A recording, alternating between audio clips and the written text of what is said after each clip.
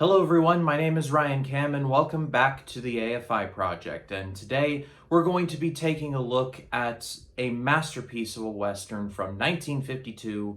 It's called High Noon. This was directed by Fred Zinnemann and it starred Gary Cooper, Grace Kelly, Harry Morgan, Lee Van Cleef, and Lon Chaney Jr., just to name a few. And it tells the story of Will Kane, played by Gary Cooper, a former U.S. Marshal who is hanging up his spurs and six-shooters to retire and get married to his blushing bride.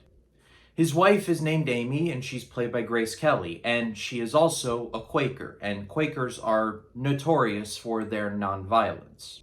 Kane is getting married on the same day of his retirement, but on that very same day, a very notorious outlaw named Frank Miller, no, not that Frank Miller, this Frank Miller, is returning to town to hunt Kane down as revenge for putting him in jail in the first place. In what's kind of become atypical on this review segment, I gotta talk about some stuff behind the scenes that is, in many ways, far more entertaining than the movie itself.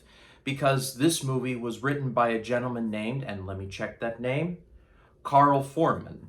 Why is this important? Well, he was a communist. Foreman had the unfortunate distinction of being a communist in 1952. Would you like to take a wild guess as to what else was happening around this same time? McCarthyism and the Red Scare. Basically, to make a long story very short, Foreman was outed by the House of Un-American Activities Committee for not turning in other members of his and was blacklisted. Probably one of the more famous screenwriters to be blacklisted along with Foreman was a gentleman named Dalton Trumbo, who wrote the screenplay for Stanley Kubrick's Spartacus. That's all detailed in a very underrated movie called Trumbo starring Bryan Cranston. You all should hunt that down. But bringing it back to High Noon, it's a story that just fascinates me. That's my point. But I also wanted to talk about that story just to bring up the fact that Foreman really got hosed, because if this movie had come out literally like in the late 40s, no one would have raised an eyebrow, or at least I don't think they would, because I believe Foreman deserves all the credit in the world for the success of this movie, because this movie is really good.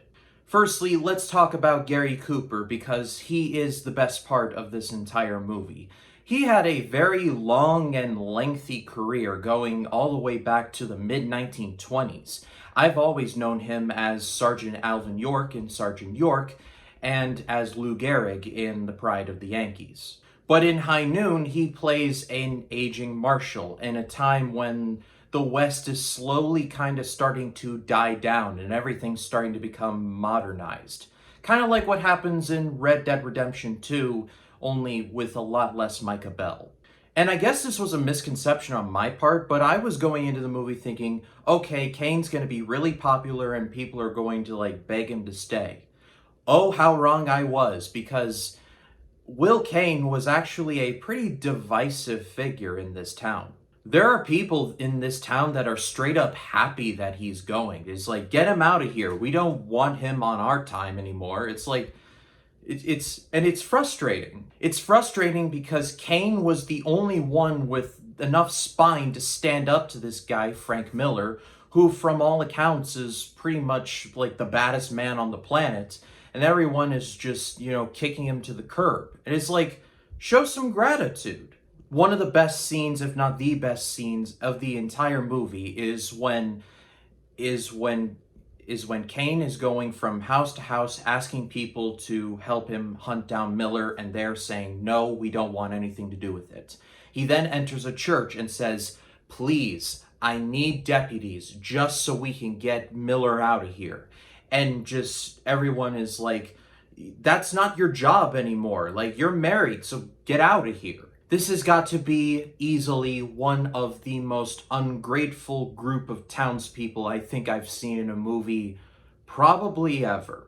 Even his bride-to-be, Amy, played by Grace Kelly, even she is like, okay, you're gonna stay behind and endanger your life, then go have fun because I'm not waiting for you. For about 95% of this movie, I was digging it. I was like, oh, this is awesome. And then we get to the ending, which was kind of underwhelming.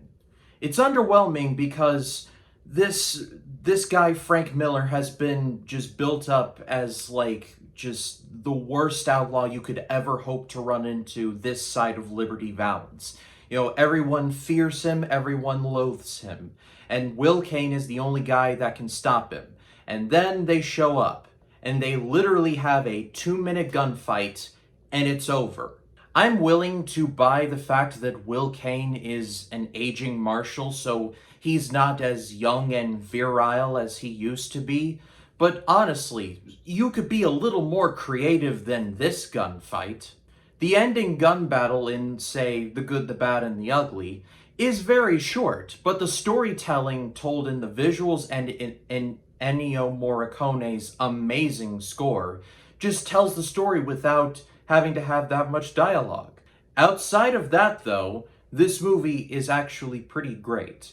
I wouldn't consider it one of my favorite westerns ever, but I would certainly include it in the conversation. But that is all for me, guys. Thank you so much, as always, for watching. Next time on the AFI Project, we're going to be taking another dive into the Wilder Well, as we're going to be talking about the comedy from 1950, All About Eve.